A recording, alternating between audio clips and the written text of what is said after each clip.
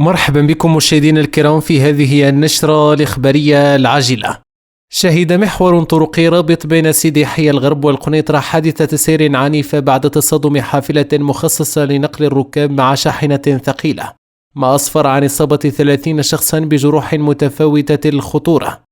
وفور وقوع الحادث انتقلت عناصر الدرك الملكي والوقاية المدنية إلى عين المكان، حيث جرى التعامل مع الوضع ميدانيا ونقل المصابين إلى المستشفى الإقليمي لتلقي الرعاية الصحية اللازمة. وتم تفعيل حالة الطوارئ داخل المؤسسة الصحية من أجل استعجال الفحوصات والتدخلات الضرورية على أن يغادر المصابون بعد إتمام الفحوصات النهائية.